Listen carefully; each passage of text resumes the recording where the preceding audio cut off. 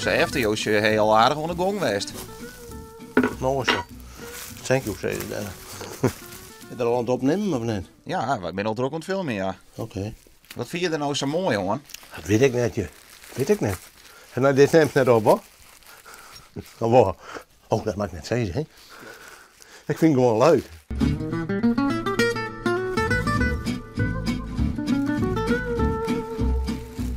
Had je jezelf nou omschreeuwen, mooi, hè?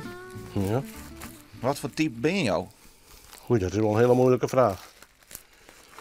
Nou, ik ben altijd bezig.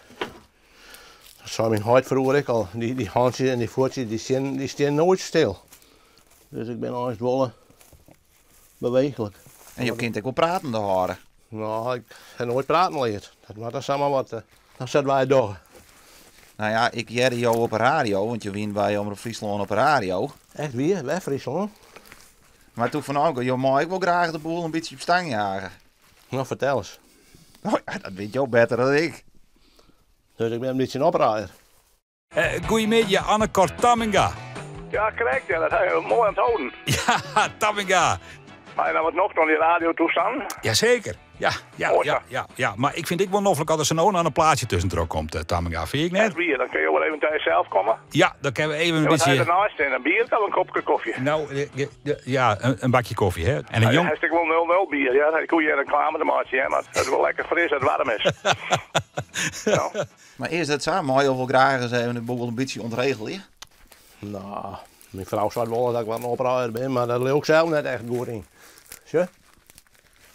Dat is het even bij alle opruiers hoe het zelfs. Echt weer? Hij had daar wel ervaring mee, met opraaiers. Beetje. Bietje. Oké. Ja. Nou, vind je dit ik mooi gaan? Nou, het is duidelijk te zien dat het net jouw eerste keer is. Echt weer? Kunnen we dat samen zien? Dat is eigenlijk net zo min. Wat is de meest aparte koer die je maken ha? Ik kan een hele grote maken. Dan maak ik even een sting in. En ik zeg wat zagrut wel. Zagrut. En wat moest daarin? Geen aan. Hij moest een jong vrommers ging. En wat zou dat vrommers gedaan? Die zou trouwen. Dus die in de koer. En dan bracht ze hem als zo'n ding, zo'n shoveling op het podium. En nou, die bereidde om zeggen wat er water omheen. En ja, daar ging toen, dan kwam zo'n bosje bloemke eerst uit. En toen kwam de hele jonge vrouw eruit. En de man, nou die kon maar kijk droeg houden. Maar dat was dus wel een hele aparte koer die ik toen maakte hier.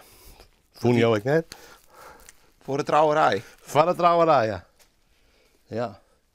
En daar wie ik niks uitlekt. Die man die wist er niks van. Want die zei maar wat apart. En die schrok me wel zo. Maar weet ik mooi? Of net? Ik dacht van wow. Ja, prachtig.